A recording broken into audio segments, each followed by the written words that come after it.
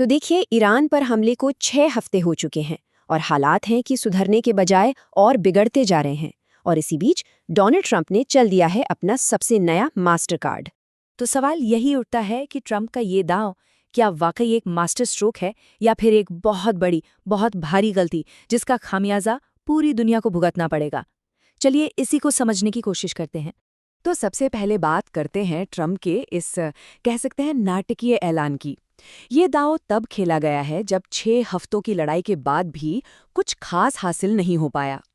देखिए, जो उम्मीद थी कि 4 से 6 हफ्तों में ईरान को घुटनों पर ला देंगे, वो तो पूरी तरह से नाकाम हो गई।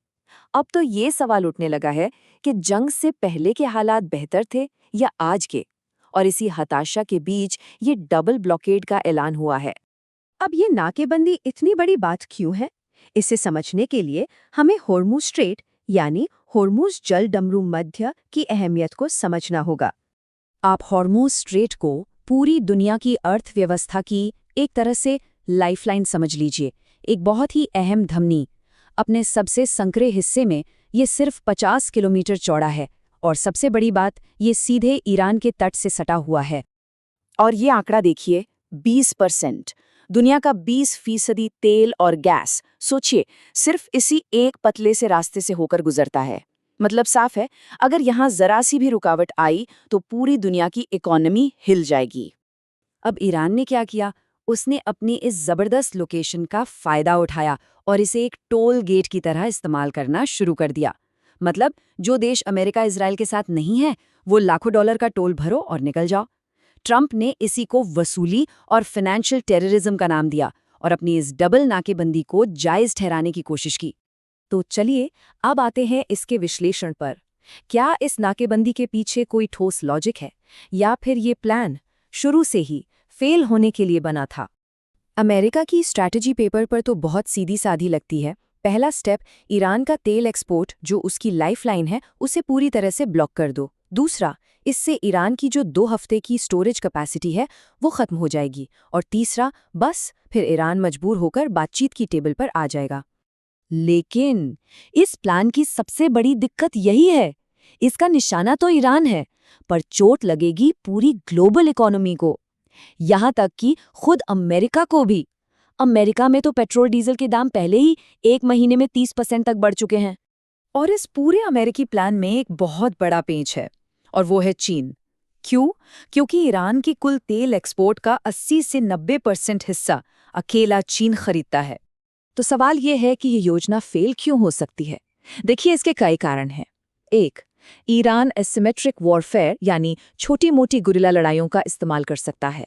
2, दुनिया भर में शिपिंग और इंश्योरेंस का खर्च आसमान छूने लगेगा। 3, चीन चुपचाप तो बैठेगा नहीं, और खबरें तो ये भी हैं कि एक चीनी टैंकर ये नाकेबंदी तोड़कर निकल भी गया है। और आखिर में सच तो ये है कि इतने बड़े इलाके की नाकेबंदी करना प्रैक्टिकली लगभग नामुमकिन है।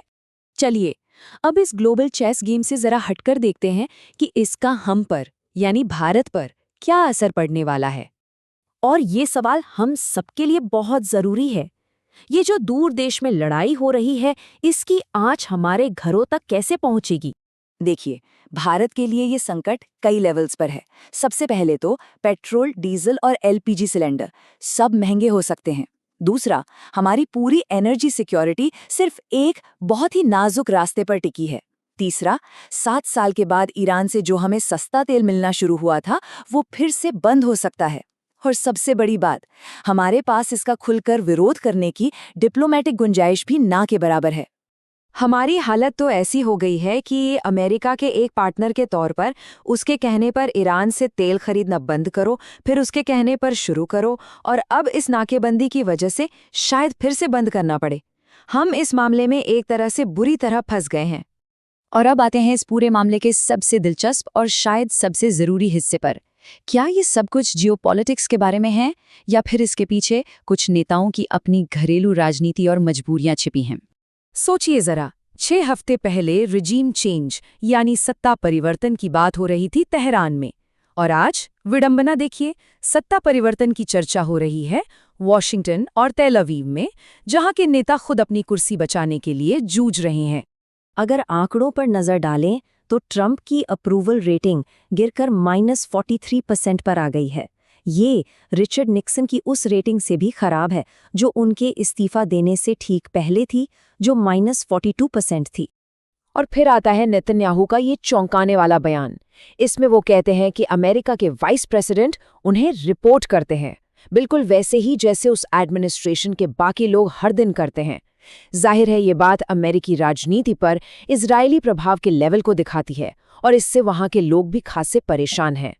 इसी बीच ट्रंप के जो बयान और हरकतें सामने आ रही हैं, उन्होंने उनकी मेंटल स्टेबिलिटी पर भी गंभीर सवाल खड़े कर दिए हैं। कभी पूरी की पूरी सभ्यता को मिटा देने की धमकी देना, कभी पोप को कमजोर कहना, और तो और खुद को जीसस क्राइस्ट की तरह दिखाते हुए एक तस्वीर ट्वीट करना और फिर उसे डिलीट कर देना। इन सब चीजों ने अमेरिका में 25वें अमेंडमेंट की चर्चा को फिर से हवा दे दी है।